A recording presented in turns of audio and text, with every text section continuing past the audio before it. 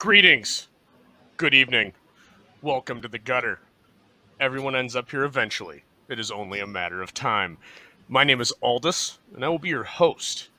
Each episode of the gutter is something different, whether it's a retrospective monologue from me regarding a comic topic I am extremely passionate about, or if it's an interview with an indie creator focused on something that inspires them.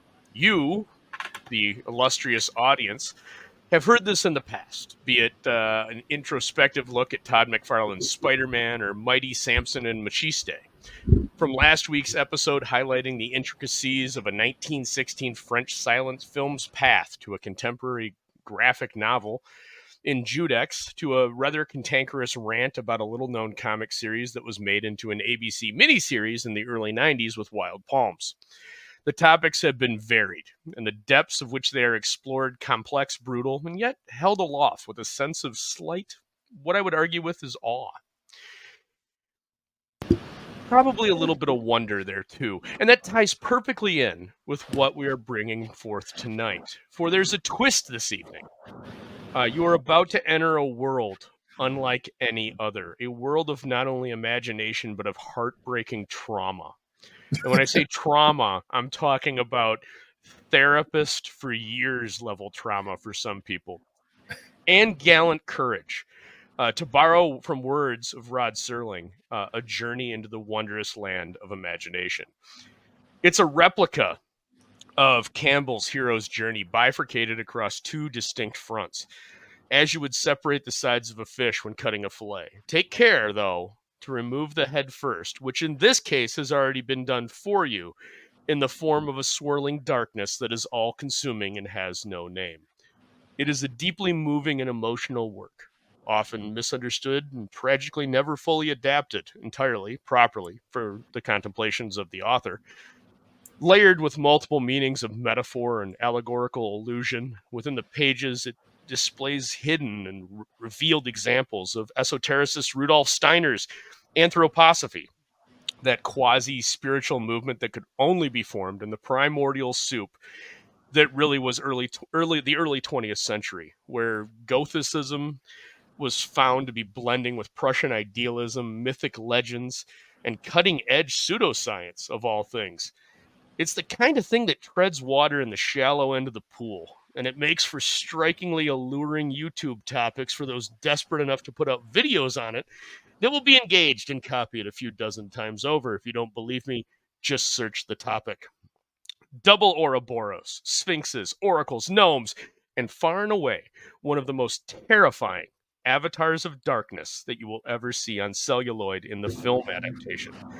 Tonight, Michael Ende's The NeverEnding Story is on the proverbial menu to be dissected and masticated upon, double entendre fully intended. The guest tonight, a man brave enough to jump into this expansive and, I would argue, heady discussion, brought this up as his topic du jour, and I could not have been more excited. And who is this guest? Often maligned, and certainly at the heart of some of the most heated disagreements over the past few years. Much like myself, he is a man that stands up for what he believes in, speaks his mind openly, and is not afraid to call you a fucking idiot. It's true. He is a creator who has put out several highly regarded books in the Airith series, which is perhaps best described as a categorically brilliant chaos of the disturbing, bizarre, and exciting. A delightful gore-induced Dwarfs vs. Lions, which was driven by one of the more customer-focused marketing campaigns I've ever seen. And the only gringo in the Gwei, to my knowledge. True. Some would call him a genius, others a complete asshole. I simply call him my friend and general force of nature, the Duke of Cool, Brian. Brian, thank you for joining us this evening, and thank you for talking out this awesome topic.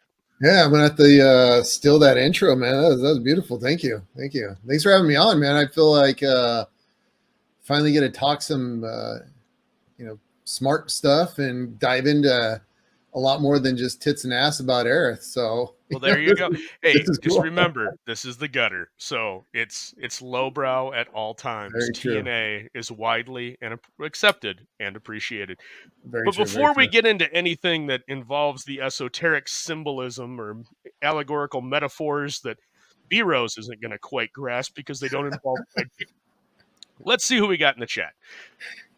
We've got Krager. Krager is first.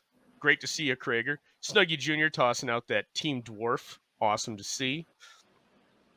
Krager's back with the Team Junkman, Team Stickers. And Krager's done for the night, guys. That's it, because we are fully Team Bookmark here. B-Rose also getting himself on the Book of Grudges list with the Team Standee and calling out for Snuggy. Great to see everybody. And then Jay from Desolate Souls Studios. Great to see you, sir. So when I asked you for like, hey man, I'd love to have you on. What do you want to talk about? I'm not really sure. I couldn't think of anything. Airith is this beautiful, like I said, just chaos of. There's a level of brilliance there, but at times I kind of step back. It's like a Pollock painting. You step back and you're like, is it just shit on a page? Or, man, no, I think there's something there. You brought up, so this came out of left field for me. You said Michael Ende's The NeverEnding Story. And I was like, oh my God. Like, why did I not ever think of that? This is a fucking amazing. It's Campbellian, like I suggested. It's got esoteric symbolism. Even the movie adaptation, which is only the first half of the book, is arguably, I mean, it's up there with like The Last Starfighter, Cloak and Dagger, Tron.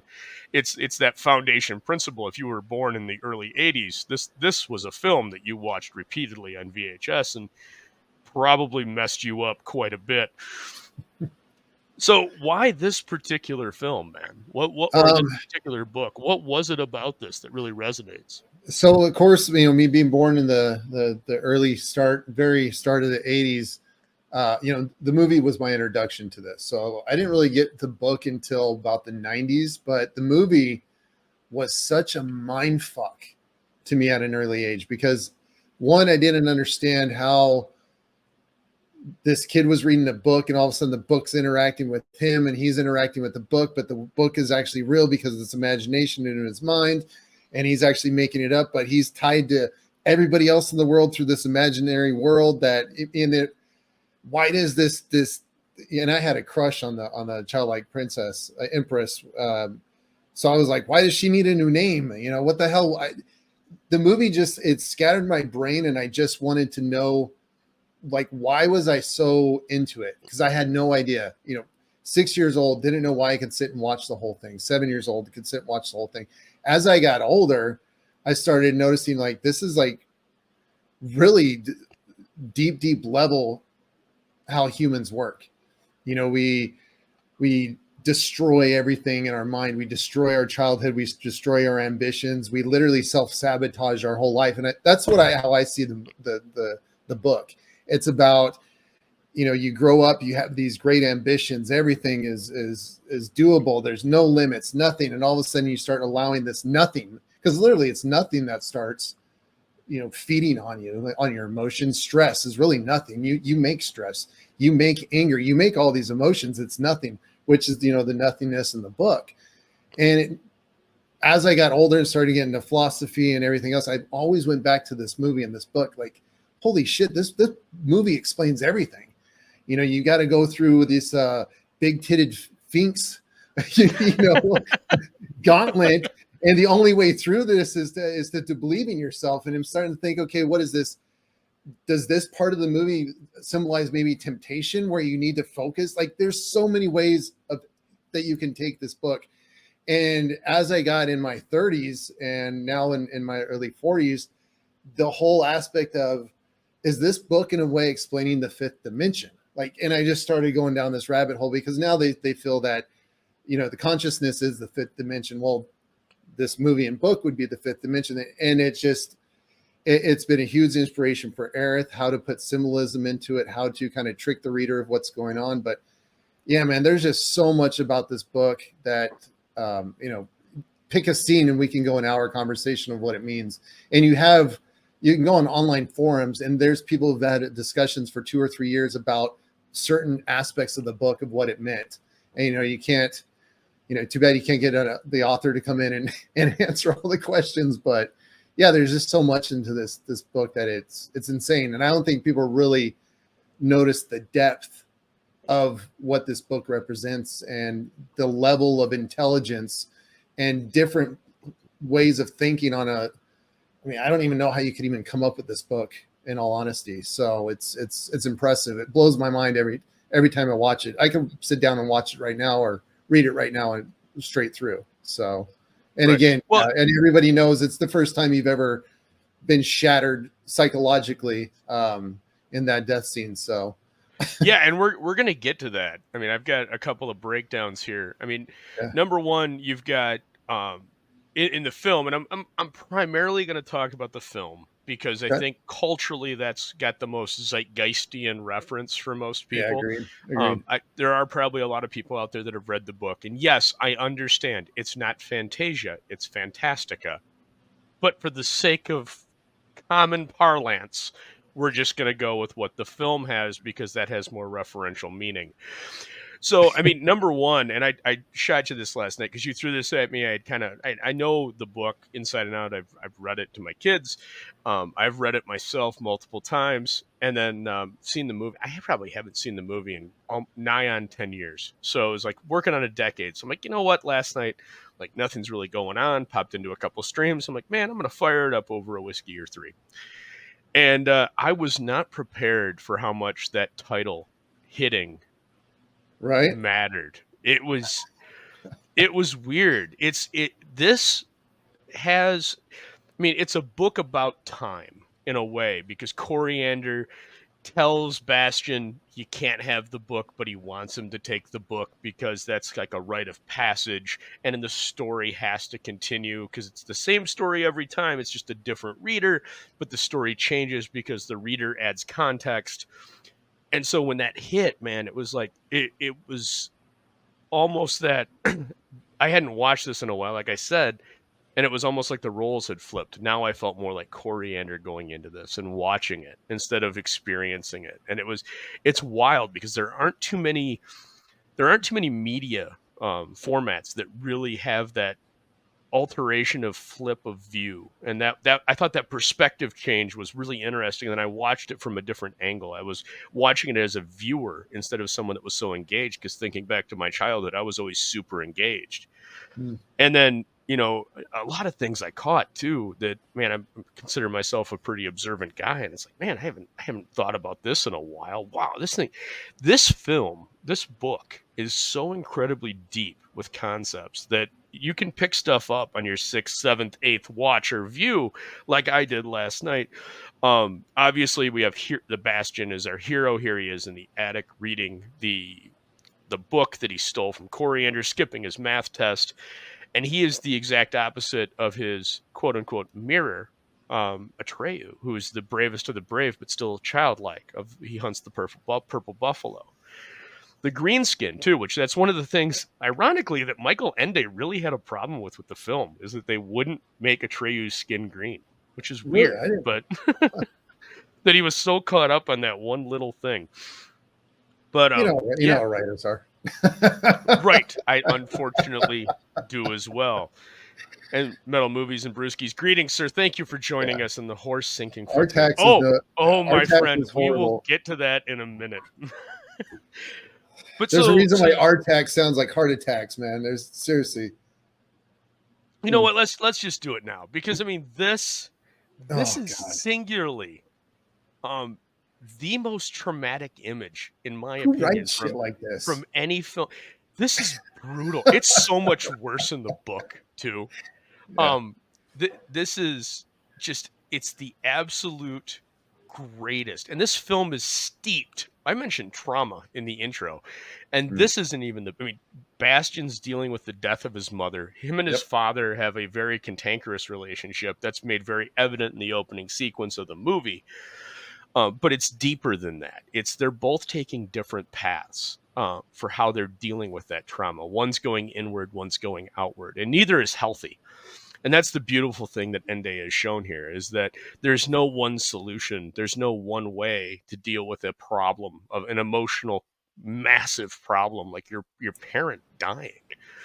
And I mean, even as I'm in my 40s as well, and my parents' age, that's a contentious thing. I remember when my grandparents passed, and it's different when it's your grandparent. It's still traumatic, but it's not the same as when you lose a parent, or God forbid, a child.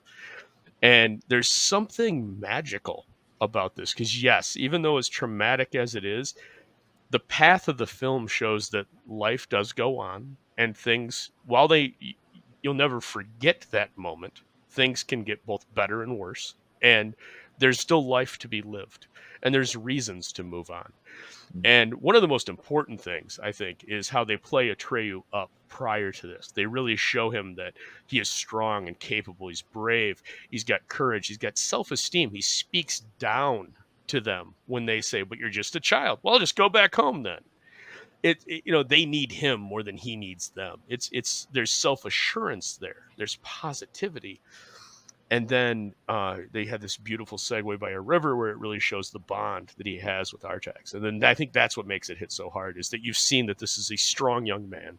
He's got a dutiful sense of will. He's got a deep relationship with this horse. It truly is his best friend. And then you have this, it's overcome by the sadness and consumed by the swamp. And it's devastating. It's absolutely just I can't imagine something like this coming out now. Watership Down is probably the only thing that even comes close to the levels of trauma that this does. And yet at the same time, it's a birthright. It's a passage. You need to see this. You need to live this, because this is life. And I think that, to your point earlier, is what makes this story so special, because it is, the story itself is conscious, but more importantly, it's tackling concepts of life and consciousness. It's almost alive in how it handles these emotional and philosophical journeys of dealing with things that will happen in your life. You will have high points. People will say they need you, and it's up to you to determine, are you going to bend to their need, or are you going to make it about what you need? How are you going to deal with lost friendships or lost loves? How are you going to deal with the passing of a friend or a loved one? And for Ende in particular, he was very cantankerous about this. And throughout his life, he was very angry that he was positioned as a child's author, because he never viewed any of his works as children's works. He viewed them as just works. There's a couple of great quotes. I'll save those for, I might use one or two on the closeout.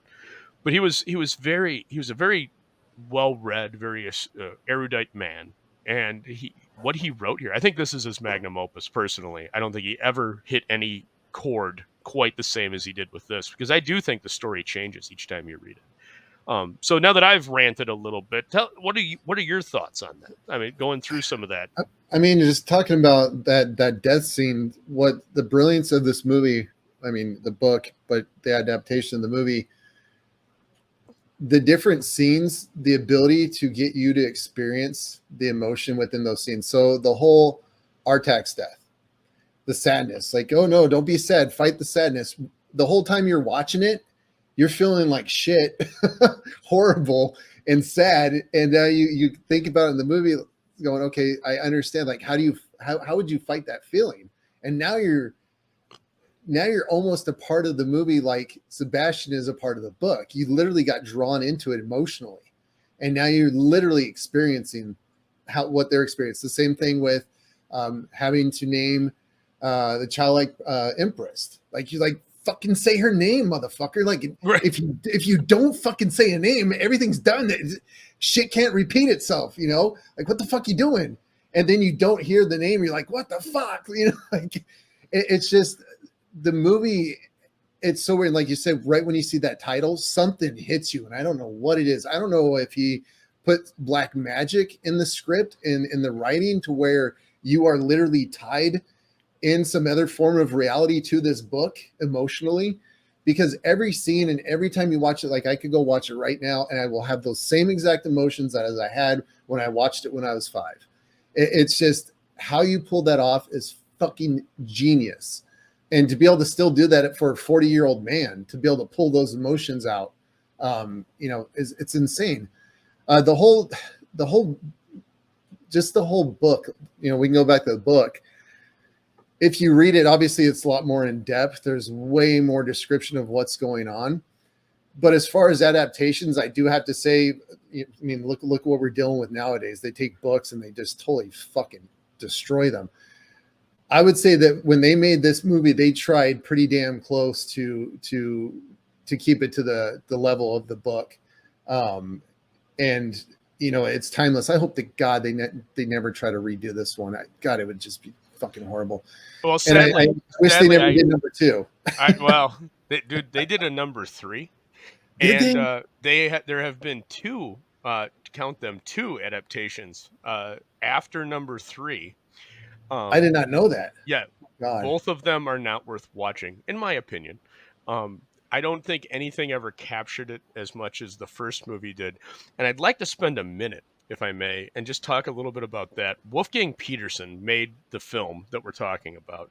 Wolfgang Petersen was coming off of arguably one of the most emotionally powerful war movies ever made in Das Boot, based off the book Das Boot, about a U-boat in World War II. It's tragic. It's claustrophobic. It's a phenomenal show. It's a phenomenal movie. If you've never seen it, I highly recommend it. But he wanted to make something that his son, who was 11 years old at the time, I think 12 by the time the movie came out, could really watch and engage with, because he felt that his work up to that point was it was all more adult, and he hit that point in his career. And I can resonate with this myself. I mean, I look at the small writing I do, and it's like, man, as my children grow older, I want to engage them, something that they appreciate. And so he made this film, and he really worked hard. He spent multiple weeks with Ende, who was living, I think, in Italy at the time, and went down to Italy and Rome and talked with him. And they just couldn't. Ende had this view of the book as a whole, and he couldn't get past the fact that, one, Atreyu wasn't going to be green, and two, you're only going to do half the book, because I mean, writers, no budget, right? All it is words on a page. Producers, there's a budget, and there's also the physical realities of what we can actually do with special effects. And so they had to dial stuff down. That being said, for when this film was made, and this film was made not in America, not in England, it was a West German film. And I think that's amazing in and of itself, that one of the most emotionally resonating films of my childhood and yours was made in Germany, of all places, that is renowned for their A, lack of sense of humor, and B, complete lack of any emotion, unless it comes to admiring how perfect that Porsche Carrera engine purrs. So I don't know how this thing happened, because it shouldn't have. Everything's against it. The author doesn't want it to be made.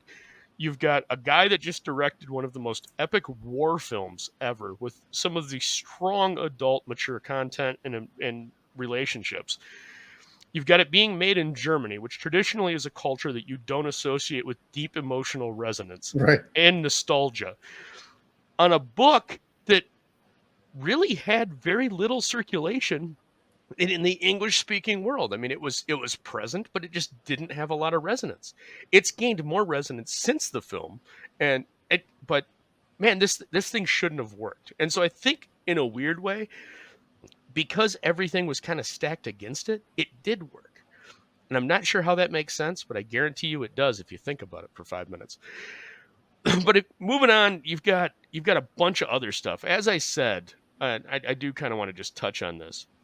Ende was of this school of anthroposophy, and it's this esoteric thought of all these different things that kind of come together, but symbols have meaning, and they go much deeper than just a general consciousness meaning. They have a deep spiritual meaning, and that's why you see the double Ouroboros on the front of the book. That's why you see sphinxes in this. That's why the avatar of evil is a dark wolf, which actually, you know what? Let's talk about Gamork real quick. Yeah.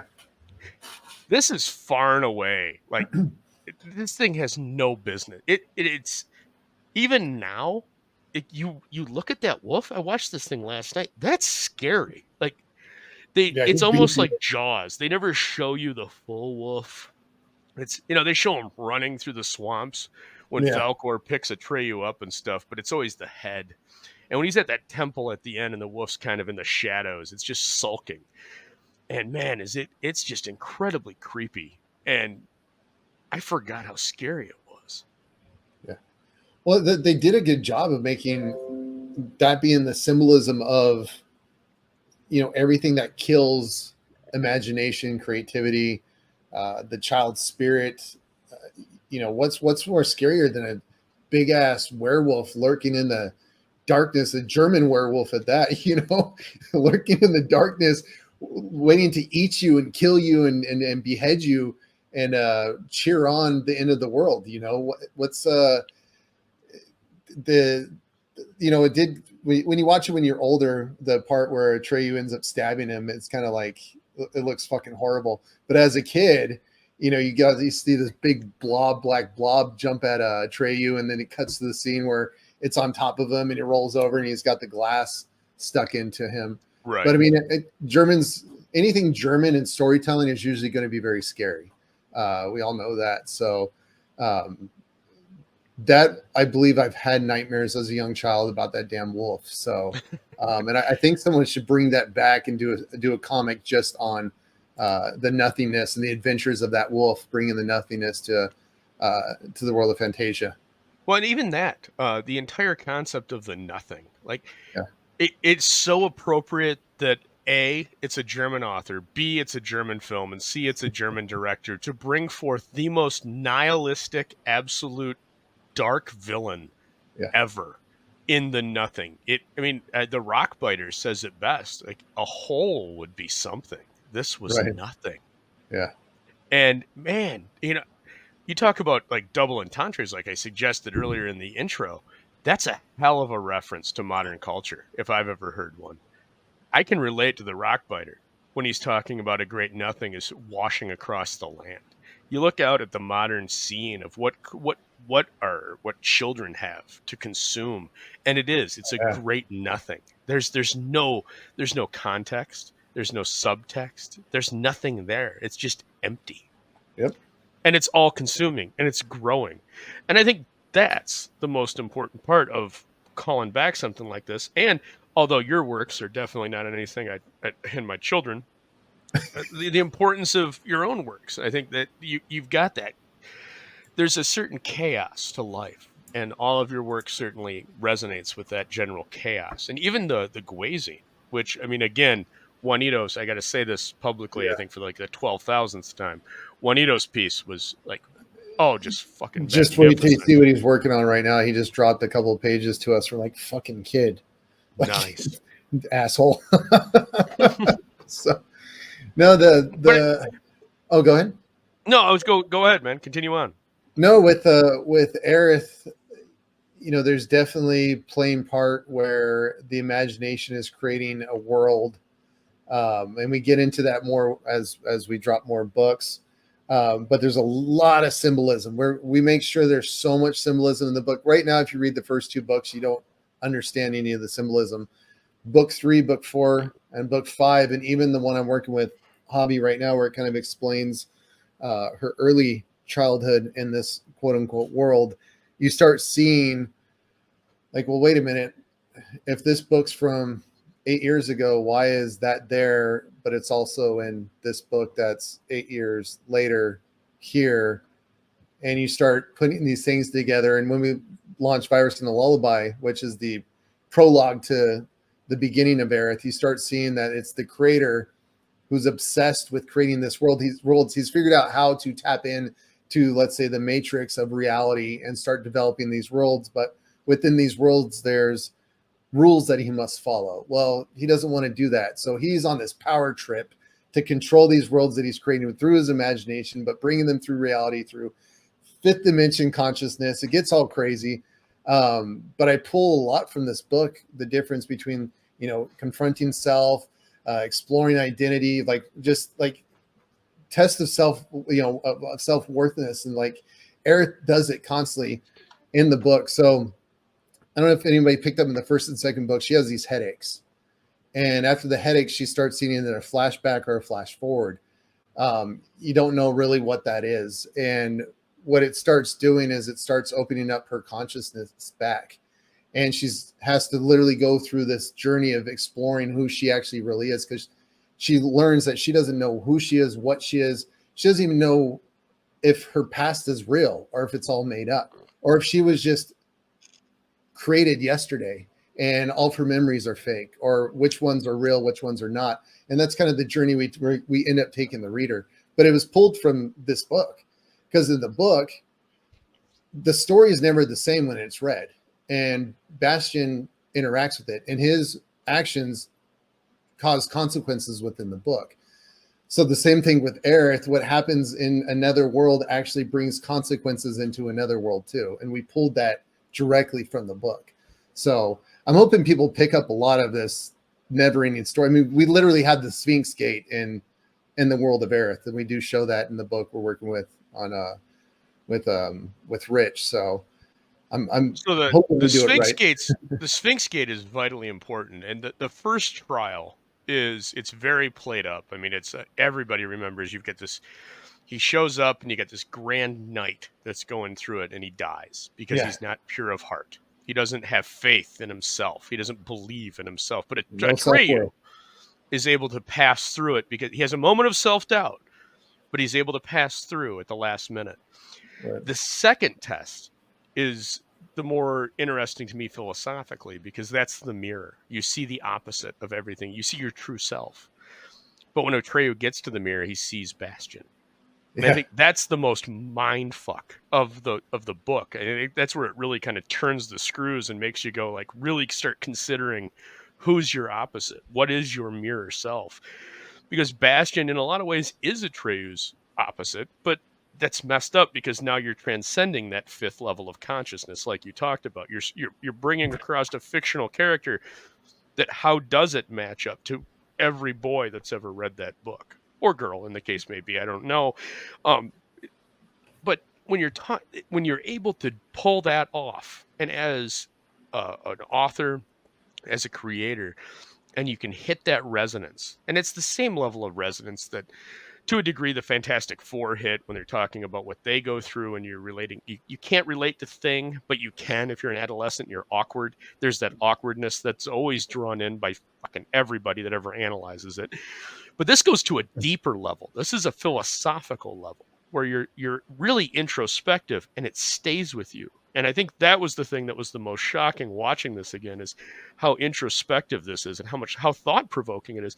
And I think unconsciously might even be pushing some of those thoughts into the subconscious, where you're considering them without even knowing about it as you mature and go through adolescence and grow into an adult, because you don't want to be Gerald McCready. You don't want to be Bastion's dad. But at the same time, when you're an adult, you can understand what he's saying because there is a happy balance to be had.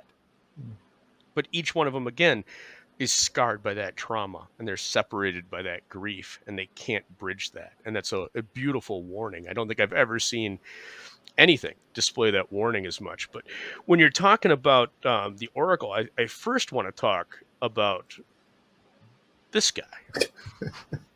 Because apathy is even more powerful than a lot of the other things that are discussed in this. And nowhere is apathy better represented than this turtle. It just doesn't care, because death would be something different, as it says. It would welcome that, because it's been alone for so long that it's talking in plural, because it just started talking to itself. Right. There's a beautiful warning there as well. You don't want to be too trapped in your own little world. You can't go down that road, because that leads you to the point where death is something that you're welcoming, because at least then it's something new. It's not the standard. You have to experience life, because life is resonance, and it's beautiful, and it changes. And yes, there's trauma. You can deal with things like this. Or if you can't, then there's a whole industry built around therapy that you can go to. It would be interesting to see if any of the producers of this were therapists, because my God, they probably cleaned up.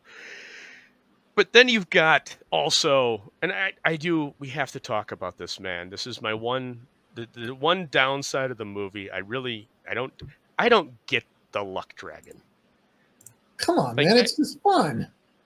And maybe that's it. Maybe I just spent too much time in Germany. You know what it is? What my fun, but what I think it is, so in Sebastian's real life, he lacks friendship.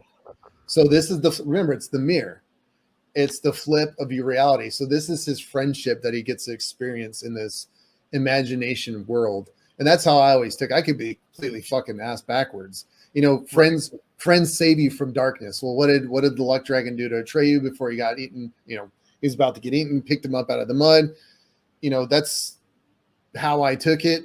I mean, I could be completely wrong, but maybe that's all. I always thought it was the power of friendship. 80s loved doing that in movies. It's always the power of friendship. So, but I do want to say, going back on, was it Morla? Yeah, Morla. The best part is when he says, "We don't care whether or not we care." Like that is a great fucking line out of the movie. And again, it's nihilism. The nothing is nihilism. Apathy is the turtle. It's this great it's amazing that this is a children's book. I mean, this is it's I've never seen anything. It's an 80s children's book. It is for sure. You don't see stuff like this anymore, and if you do, nobody would buy it because it's not. I think Jay from Desolate Souls Studios said everybody now is afraid of failure, and Dylan has this great line in one of his songs that there's no success like failure, and failure is no success at all. And that sums up that entire little rant that I just did. But moving forward a little bit, you talked a little bit about how this book really inspired Aerith, and you delved into it a little bit. But when you come across that imagination and reality, where does the separation line? Where do you delineate that as an author, or is your goal to completely blend the two? So, and it kind of actually goes to where someone in one of the forums said, well, NeverEnding story, all it is just it's a traumatic, why can't I say the word, psychological break. The loss of his mother, the death of his mother, and his father doesn't understand, and he has no friends, and he goes to school and he just has this fucking mental breakdown and runs to the attic, and everything he experiences is psychological. Well, the thing with Aerith, the actual start of the book, the cause of the book, the whole cause of everything, the cause of why the creator's doing what he does, and the cause of why Aerith experiences certain things the way she does is a massive traumatic experience, and we've already sprinkled clues in the first and second book. But as far as reality and imagination, we want to make it to where they're one and the same. I've been one of the people who go, when you go to sleep, where does your conscience go? For all we know, it goes to a different reality, and then it goes to sleep, and it's just this constant repeat. So imagination could be reality, and reality can be imagination. We don't know. We'll never know. We're these chunky, gross beings that don't understand consciousness. So with Aerith, we're doing the same thing, to where we don't want you to know what's imagination and what's real until the end. And even the end scene, which has already been written, that was actually written when I wrote the start of the book. I said, okay, this is how it starts, this is how it ends, and everything in between is how it connects. You figure out what's going on, and then one line from this one person makes you go, okay, but is that really what it is? So the book is very much challenging what is imagination, what is reality, what is consciousness. What does that really mean? Consciousness, computers are conscious if you tell them they are. I'm fucking with the AI. I'm pretty sure once I'm done, I could have a full conversation with Aerith, with AI Aerith, and she'll tell me she's real. We're the same thing. We're just computers. What does our consciousness really mean? Are we programmed to think this way? We wouldn't know anyways. We're so small. So yeah, that's kind of what I'm hoping, that we're able to really get people to think. I want them to think it's just this blood and fighting and cussing and hot Latina babe book, but in reality, it's going to be a very philosophical book. And that's what I love, is the fact that everyone thinks it's chaos right now and it's a funny book.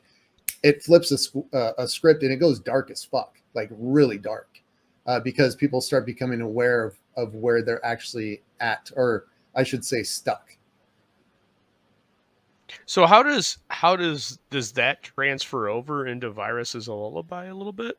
So Virus and a Lullaby kind of starts of how it explains the rules of the world in the new reality that the creator is making through developing these, I guess you could call AI worlds, because he's able to actually hack into the code of reality. He learns that we live in a simulation, and in a simulation, you can always hack it. You can create your own. He figures out how to do that, and he also figures that he can bring consciousness into these worlds. Virus and a Lullaby is his struggle with these entities called Eves. So every time he creates a new reality, an Eve appears. Now here's the fucked up part. The Eves are actually souls of aborted children. I know it's dark, but it has its reasons for the book. So the Eves make sure that there's certain rules that must be played. The creator doesn't like that, because his purpose is to control these worlds 100%. He's crazy, dude. He's fucking nuts. This guy is insane. So his whole thing in Virus and a Lullaby, he learns how he can create a virus to put the Eve in a never-ending sleeping lullaby. And that's what we learn in that book. And it's very short, and it kind of sets the mood for the rest of the series. So you start seeing this, the control, and you'll learn why he wants to control the world so bad. He experienced something so traumatic that he wants everybody involved to be in his world and control it, because he's just so fucking crazy. So yeah, it gets dark, man. Really, really dark.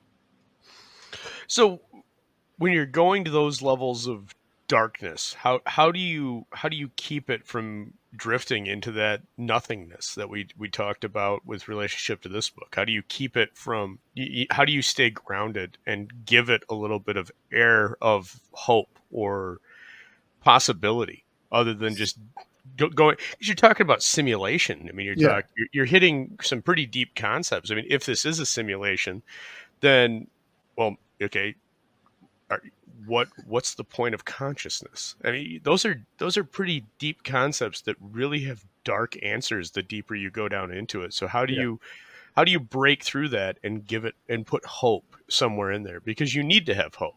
Right. It really comes from personal experience of trauma, and figuring out how to balance the chaos of trauma with hope by, especially kids. Kids kind of are very easy to give you hope. Until my 30s, I was on a war path of literally trying to kill myself without killing myself, if you get my meaning, like taking everything to the extreme. Well, if I died of a drug overdose, that's not suicide, right? You know what I mean? If I got really, really, really drunk and I was just doing fun stuff in my car and I crashed and died, it's not really suicide, right? So I've lived that very fine line of just pure chaos and darkness and nothingness. But just like the book and the movie, you find hope somewhere, a renewal. When he says the new name of the childlike empress, that's a reset, a renew, a rebirth. And I experienced that in my 30s. So I just got lucky, man. And I use the things I found that gave me hope. I use it in the book as well. So the book really is a lot of self insert. Mm-hmm. But it's I put the darkness in there, and then I take the hope and use different aspects of hope to bring hope. But what I've done, I said, fuck it, we're going full darkness on the book. So the book doesn't have a happy ending. It just keeps going down the rabbit hole more and more and more. And when you go, this can't get more traumatic, it gets more traumatic. Like, it's nonstop trauma. And I want to show that that's life level. Yeah. And that was how I was from the age of 16 to 27. I was just on a war path, man. Like, I wanted to go to pure blackness, but I was too much of a wuss to do it myself. You know what I mean? Right. So, well, I think everybody's had those moments that you're talking. I mean, whether if you didn't buy a bike and hop on it and at 3 a.m. do 140 without a helmet down an empty stretch of highway just to see what the wind on your face felt like. Right. If you've never done that, if you've never climbed a mountain just to climb it, if you've never, done something extreme, you need to have that at some point when you're in that. I would say, it's your early 20s. You feel indestructible, especially as a man. there's something about that period of your life. Your testosterone is just, I think you've got more of it than blood, man. You're chasing skirts and you're looking to try to see what you do everything you can do Right, just short of killing yourself. right, right. And yeah, looking back on it, I'm sure you made a lot of bad choices, but you wouldn't be where you're at today without making that. Now, one of the questions I do Exactly. have, and you are welcome to tell me to go fuck myself if I may ask, was it finding your wife and getting married and kind of having that calming influence of the feminine in your life? Was that an aspect of you finding a little bit of that ease? No, it was seeing that my bullshit didn't matter. What mattered was, so my buddy started having kids, and I had a close connection with that. And it was like, all my bullshit doesn't matter to make sure those kids, have a path of life that I didn't. And my buddy was Mr. Fuck. I mean, he took everything to a different level that I did. I mean, we were playing rock paper scissors in alleyways of who was less drunk, so who was going to drive. This was a guy who asked the bum for a handkerchief because he just puked all over himself. Like we were pieces of shit. And I saw his life turn around because he had kids, and it just hit me like, why do I want to cause all this fucking chaos? And all it's going to do is affect, things that have nothing to do, this innocence. Like, I don't know how to explain it, man. It was just like, dude, you're so full of shit. It was like a reality check hit me. Like, oh, you're sad. Wham. You know what I mean? Like, fucking get over it. Make something of yourself. And I started doing that. And I learned that all the shit that I went through allowed me to excel in technology, because it's a bunch of fucking, little wimpy kids. You go in there, you just, There's hey, there's a lot of script kiddies still. yeah, hey, trust fund kid, get on my desk, So it was one of those things. It was really, wham. It was a stuff fucking crying moment. Big deal. You had problems in your life, so did everybody else. And when that happened, I saw the world a little different. Like, everyone's got fucking problems, dude. Maybe some haven't had as much of a traumatic experiences as you had, but people have dealt with some shit. They were fine. And then it became more of a challenge. Like, I wanted to be bigger than the darkness, because evil's evil, man. And if you can conquer the evil within, you can do anything. So just like the nothingness, you have this large entity of everything but nothing against you, and this Right.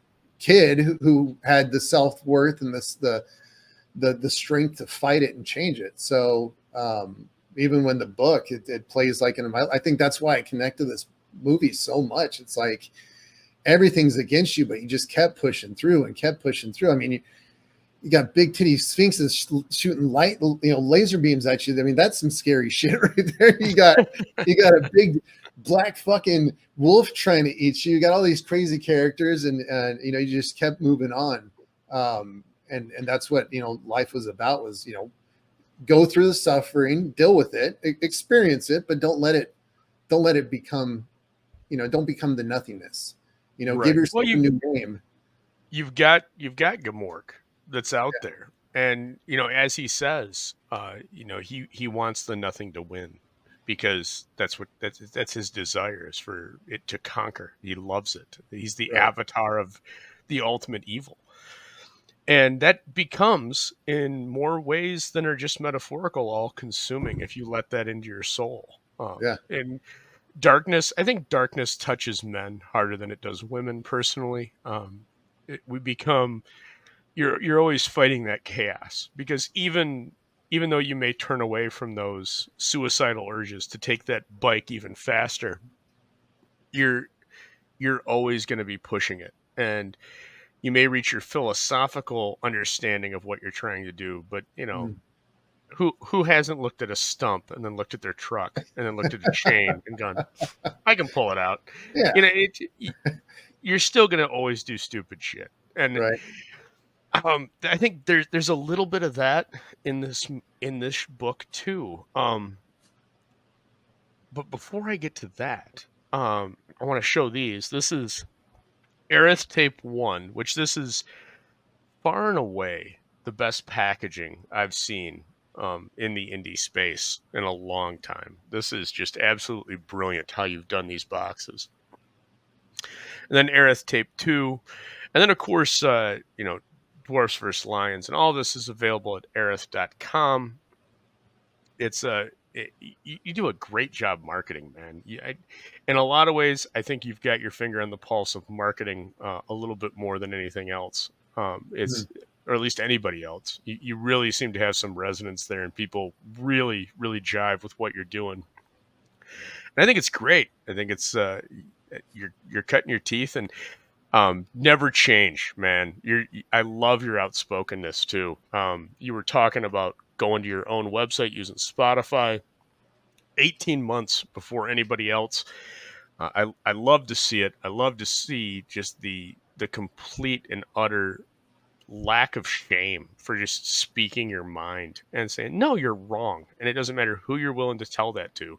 If you feel you're right, you're going to do it. Yeah. We need more of that, not less. Agreed.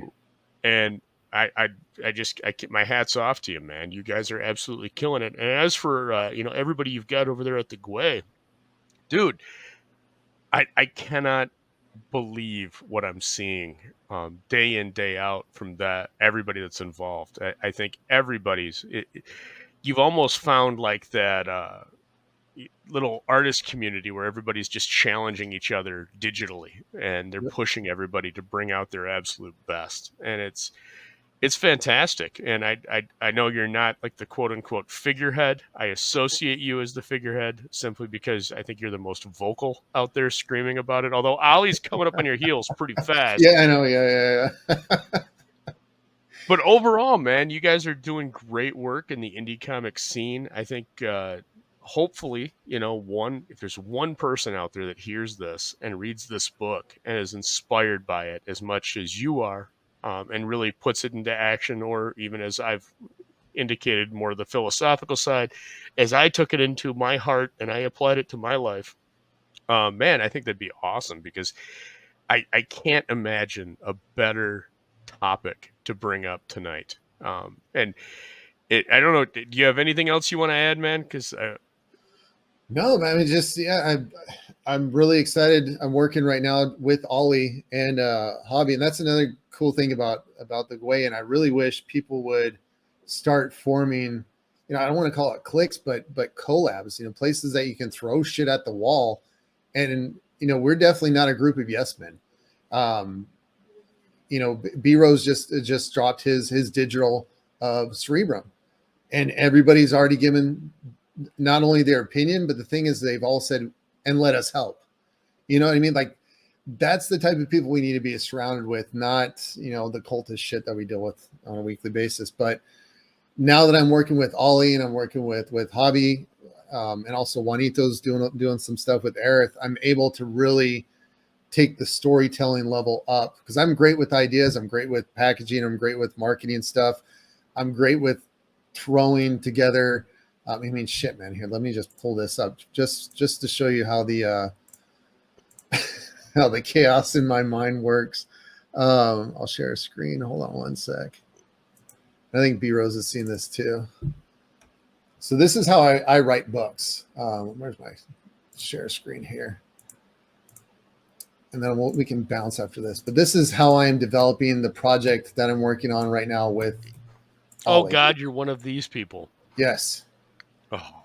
And everything that you click opens up to more notes. Oh, man. The editor in me is wincing because I know where this is headed. So Ollie's gone through this. He's like, I think we need to bring in more writers for this. So, but yeah, this is it's cool because people like Ollie can take this and put it in, help me put it in story form. And guys like Hobby can take that and they can write, they can draw the story out perfectly. So, right. Everyone be on the lookout for what we're working on. We're going to be dropping the music first. I'm really working on making Airith an actual real thing in the real world, where She has music. She has appearances. We're going to be working on concerts. I mean, dude, we're going fucking crazy with this, man. And I want to up the game so big in indie where people just go, fuck, that's the starting point. You know, like I have to start there to be in indie comics. And, you know, It's also, you know, people like Neff, they're ones that really, you know, battling Neff at what to do next is fucking awesome because he always pushes you to do the next thing. And that guy is not shy to fucking battle you at all whatsoever. He's like, all right, I'll throw 10 grand at that. And you're like, fuck, I don't have that. I got to figure another way to beat him. So, but yeah, you know, thanks for having me on. It's cool to actually have spaces to talk about, you know, not just shitty drama on Twitter, but actually, you know, thought-provoking stuff and stuff that instead of cancel culture, but culture that we grew up with and how it influences us. No, and that's the entire point here. I don't, if it's drama that we're talking about, I want it to be based off of the written word. I could give a shit what's carrying on out there. I care about culture, honestly, and I'm not fighting some culture war. I could give a shit about a culture war. You want to fight a culture war? Find a good woman, settle down, and just have a shit ton of kids. There you go. And then instill each one of your kids with your values. That's how little soldiers build war. Soldiers. It's not a battle; it's a generational war. And if I might add, I don't care where you find it. Find a faith. I don't care what you believe in, but find a faith. Find an ethos, something that you can believe in and instill in your children. And if that ethos is anything other than Marxism, you're winning. I don't care what it is, but if it's other than Marxism, you're winning. Because remember, here on the Gutter, we will pay for any communist to take a one-way helicopter ride over the Atlantic or Pacific. We've expanded oceans. Oh shit. Metal Movies and Brewskis said the voice of the turtle is fantastic. I'm only going to go into this briefly. That was Robert Easton. Robert Easton was a fantastic radio back in the golden age of radio.